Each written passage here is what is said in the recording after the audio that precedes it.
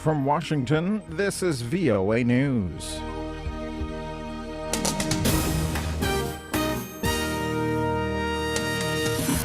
Forecasters say Typhoon Haiyan is now headed toward Vietnam.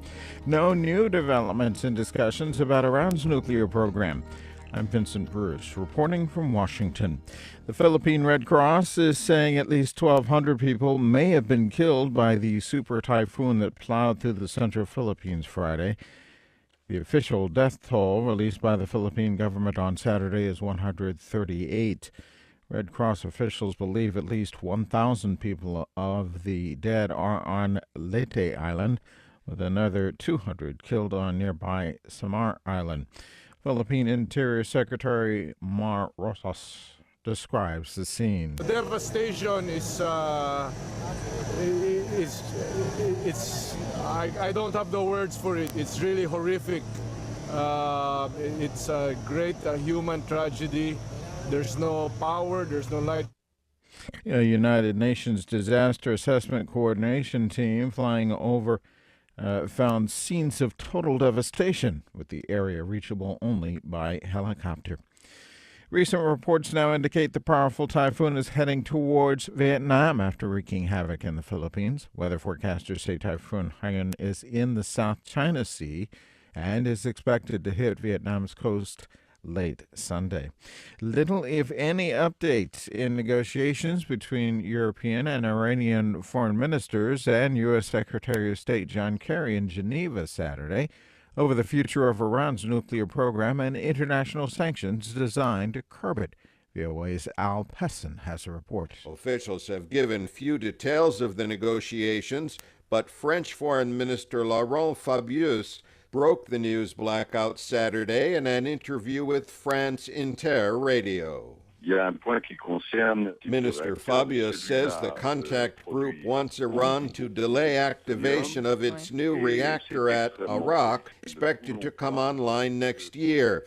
He said the team also wants Iran to reduce the purity of some of its stock of highly enriched uranium. Fabius says Iran wants significant relief from the sanctions, and the contact group is insisting that Iran's concessions be of the same magnitude. British Foreign Secretary William Hague told reporters the talks have made real progress, but there's no guarantee of success. Al Pessin, VOA News, Geneva. A spokesman for Syria's opposition leaders says his group has not yet made a final decision whether to participate in a peace conference, tentatively to be held in Geneva. VOA's Edward Uranian has a report. Leaders of the opposition Syrian National Coalition met privately and in closed session at an Istanbul hotel, trying to establish a united position with respect to the proposed peace conference in Geneva under UN auspices.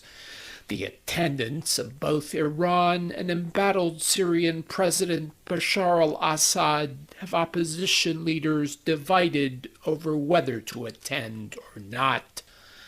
A number of top opposition leaders continue to insist that they will not participate unless President Assad promises to step down, and if Iran attends the conference.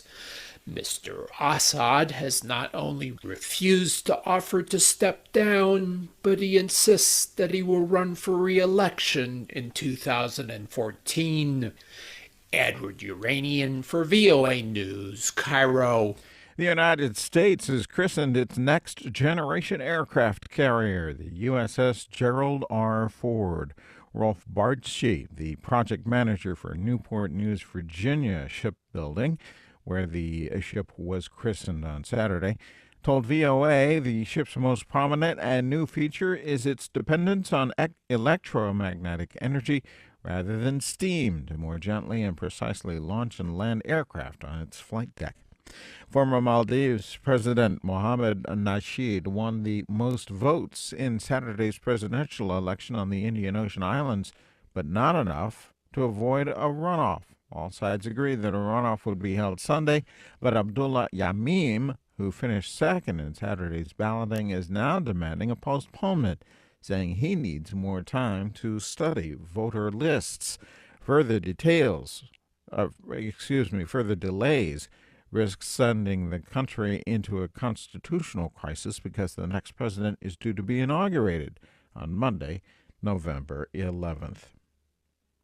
U.S. President Barack Obama says it is time for the United States to revise its policies against Cuba. Mr. Obama, speaking in Miami Friday, said it did not make sense that policies put in place more than 50 years ago would still be effective in the Internet age. The president pointed out that Cuban leader Fidel Castro came into power in 1961, the same year that Mr. Obama was born. The United States cut off diplomatic relations with Cuba the same year. More details at voanews.com, 24 hours a day. I'm Vincent Bruce, VOA News in Washington.